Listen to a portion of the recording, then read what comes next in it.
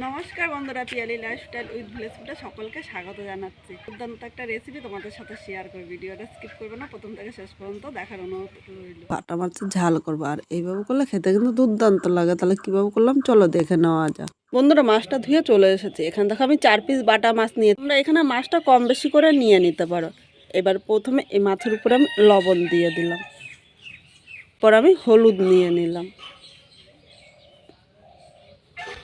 এবার হলুদ ও লবণটা মাছের সাথে ভালো করে মাখিয়ে রাখবো। এইভাবে হলুদ ও লবণটা মাখিয়ে আমি 5 মিনিট রেখে দেবো। তাহলে এর মধ্যে লবণটা কিন্তু ভালোভাবে মিশে যাবে। আর সবসময় তোমরা চেষ্টা করবে মাছের মধ্যে এইভাবে হলুদ লবণ মাখিয়ে একটুখানি সময় রাখার জন্য। হলুদ ও লবণটা মাখানো হয়ে গিয়েছে। এবার মাছটা এক সাইডে 5 মিনিট রেখে দেবো। এর মধ্যে আমি মশলাটা রেডি করে নেব। মশলা করার জন্য এখানে একটা মিক্সচারের বাটি নিলাম। এবার এই বাটির মধ্যে বড় চামচের 1 চামচ আমি কালো সর্ষে নিয়ে নিলাম ও 1 চামচ সাদা সর্ষে নিয়েছি। আমি এখানে কালো ও সাদা সর্ষে মিশিয়ে করছি। তোমরা যে কোনো একটা সর্ষে দিয়ে করতে পারো, শুধু কালো দিয়েও করতে পারো, শুধু সাদা সর্ষে দিয়েও কিন্তু তোমরা করতে পারো। বলে সর্ষে বাটলে নাকি তেঁতো লাগে, দেখো এই টিপসটা ফলো করবে, একটুও তেঁতো লাগবে না। সামান্য একটু হলুদ নিয়ে নিলাম, লবণ দিয়ে দিলাম। হলুদ লবণ দিয়ে সর্ষেটা বাটলে কিন্তু একটুও তেঁতো লাগবে না। অনেকে তেঁতোর ভয়ে সর্ষে খেতে চায় না। টিপসটা অবশ্যই তোমরা একবার ব্যবহার করো। এর সাথে আমি দেখো 3 কোয়া আদা নিয়ে নিলাম, 4টে কাঁচা লঙ্কা নিয়েছি। তোমরা ঝাল যেরকম খাবে সেই হিসাবে নেবে। এখানে আমি লঙ্কাটা এমনি দিলাম, তোমরা ইচ্ছে করলে কিন্তু লঙ্কাটা ভেঙেও দিতে পারো। প্রথমে আমি সব মশলাগুলো শুকনো পেস্ট করব। এরপর আমি সামান্য একটু জল দিয়ে মশলাটা একদম মিহি পেস্ট করে নিয়ে আসছি। বন্ধুরা, এখানে দেখো একদম মিহি করে মশলাটা করে নিয়েছি। এবার এই মশলাটার মধ্যে আমি চামচের মতো সর্ষের তেল দিয়ে দিলাম। অবস্থায় সর্ষের তেল দিলে এর গন্ধটা কিন্তু দারুণ লাগে। এবার মূল রান্নায় চলে আসলাম। এদিকে কড়াই বসিয়ে দিয়েছি, কড়াইয়ের মধ্যে সর্ষের তেল দিলাম। এবার তেলটা ভালো করে গরম করে নিতে হবে। যখনই তোমরা মাছটা ভাজবে আগে কড়াইটা ভালো করে গরম করে তারপর তেল দেবে। এই তেলের মধ্যে সামান্য একটু লবণ দিয়ে দেবে। অনেক সময় মাছ ভাজতে গেলে দেখা যায় কড়াইয়ের নিচে লেগে যায়। একটু লবণ দিলে কিন্তু কড়াইয়ের নিচে আর লেগে যাবে না। এখানে তেলটা গরম হয়ে গিয়েছে। এবার এখানে আমি একে একে মাছগুলো নিয়ে নিলাম। আমি 4টে মাছ কিন্তু একসাথে ভাজবো না, আমি এইভাবে 2টো করে মাছ ভাজবো। তাহলে মাছগুলো কিন্তু আর ভেঙে যাবে না। মিডিয়াম আগুনে মাছগুলো হালকা লাল করে ভাজতে হবে, খুব জোরে আগুন দেওয়া যাবে না। তাহলে মাছ উপর দিয়ে লাল হবে আর ভেতর দিয়ে কাঁচা থাকবে, তখন কিন্তু খেতে ভালো লাগবে না। মাছগুলো 1 পিঠ ভাজা হয়ে গিয়েছে। এবার উল্টে আমি আর 1 পিঠ ভেজে নেব। এখানে মাছগুলো দেখো 2 পিঠই কিন্তু লাল করে ভেজে নিয়েছে। আর এর থেকে বেশি ভাজবো না, এর থেকে বেশি ভাজলে কিন্তু খেতে ভালো লাগবে না। এবার মাছগুলো আমি তুলে নিলাম। একইভাবে এই বাকি মাছগুলো আমি ভেজে নেব। সব মাছগুলো দেখো একইভাবে লাল করে ভেজে নিয়েছি। এবার এদিকে কড়াইটা সামান্য একটু সর্ষের তেল দিলাম, খুব বেশি কিন্তু এখানে তেল লাগবে না। এর মধ্যে 1/2 চামচ কালো জিরে সম্বাদ দিলাম ও একটা শুকনো লঙ্কা সম্বাদ দিয়েছি।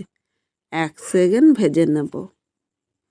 এবার এখানে দেখো 1/2 চামচের কম একটু কাশ্মীরি লঙ্কার গুঁড়ো দিয়েছি। এই লঙ্কার গুঁড়ো দেওয়ার কারণ হলো এই লঙ্কার গুঁড়োটা দিলে কিন্তু এই কালারটা ভালো হবে। তেলের সাথে নেড়ে চেড়ে মিশিয়ে নিলাম। এবার এখানে মাঝারি সাইজের একটা টমেটো কুচি করে নিয়েছি, টমেটোটা দিয়ে দিলাম। সামান্য একটু লবণ নিয়েছি।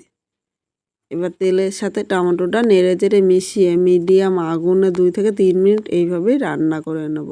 এইভাবে রান্না করে নিলে টমেটোটা কিন্তু খুব নরম হয়ে যাবে, কারণ এর মধ্যে লবণ দেওয়া রয়েছে। এইভাবে নাড়তে নাড়তে কিছুক্ষণ এইভাবেই রান্না করে নেব। 3 মিনিট রান্না করে নিয়েছি। এখানে টমেটোটা দেখো তেলের সাথে ভালো করে মিশে গিয়েছে। এবার এখানে যে সর্ষেটা আমি বেটে রেখেছিলাম এর মধ্যে নিয়ে নিলাম। বাটির গায়ে অনেকটাই বাটা মশলা লেগে আছে, তাই বাটিটা ধুয়ে সামান্য জল নিয়েছি। খুব বেশি কিন্তু এখন আমি জল নেব না। এবার এর মধ্যে স্বাদ অনুযায়ী লবণ নিয়ে নিলাম, প্রয়োজন মতো হলুদ দিলাম। এখন লবণ হলুদ ও সর্ষেটা ভালো করে নেড়ে চেড়ে মিশিয়ে কিছুক্ষণ কষিয়ে নিতে হবে।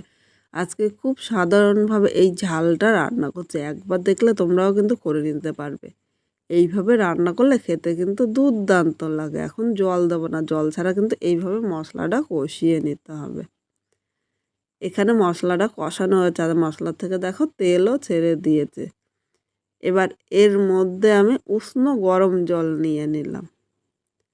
অবশ্যই তোমরা চেষ্টা করো উষ্ণ গরম জল নিতে, কারণ উষ্ণ গরম জল দিলে ঝোলটা তাড়াতাড়ি ফুটবে ও খেতেও ভালো লাগবে। সব কিছু নেড়ে চেড়ে মিশিয়ে নিয়েছে। এখন মিডিয়াম টু হাই আগুনে এই ঝোলটা কিন্তু ভালো করে ফুটিয়ে নিতে হবে। ঝোলটা ভালো করে ফুটিয়ে তারপর মাছ দেবে। এর আগে মাছ দিলে কিন্তু এই ঝোলটা একদম খেতে ভালো লাগবে না। এখানে দেখো ঝোলটা কিন্তু ভালো করে ফুটে উঠেছে। এবার এর মধ্যে আমি একে একে মাছগুলো নিয়ে নিলাম। মাছটা দিয়ে আরও কিছুক্ষণ ফুটিয়ে নেব, যাতে এই ঝোলটা মাছের মধ্যে ঢুকে যায়। মাছটা এই ঝোলের সাথে নেড়ে চেড়ে মিশিয়ে নিয়েছি। এইভাবে আরও 2 থেকে 3 মিনিট কিন্তু রান্না করে নিতে হবে। আজকে খুব সাধারণভাবে এই মাছের ঝালটা রান্না করেছি। তোমাদের কীরকম লাগলো অবশ্যই কমেন্ট করে জানাতে কিন্তু ভুলো না। এখানে আমি 2টো কাঁচা লঙ্কা দিয়েছি, কারণ শেষে কাঁচা লঙ্কার গন্ধটা কিন্তু দারুণ লাগে। এখানে দেখো মাছের ঝোলটা হয়ে গিয়েছে, এবার আমি নামিয়ে নিলাম। আজকে খুব সাধারণভাবে বাটা মাছের ঝাল রান্না করেছি। তোমাদের কীরকম লাগলো কমেন্ট করে জানাতে কিন্তু ভুলো না। নতুন কোনো বন্ধু এই ভিডিওটি দেখতে আসলে ভালো লাগলে একটা লাইক, শেয়ার ও কমেন্ট করো ও সাবস্ক্রাইব করে পাশে থেকো, যাতে নতুন নতুন ভিডিও আপলোড করলে সবার আগে নোটিফিকেশান আপনার কাছে পৌঁছিয়ে যায়। শেষে আমি 1 চামচ সর্ষের তেল ছড়িয়ে দিলাম, কারণ শেষে সর্ষের তেলের গন্ধটা কিন্তু এই মাছের স্বাদটা আরও দ্বিগুণ বাড়িয়ে দেয়।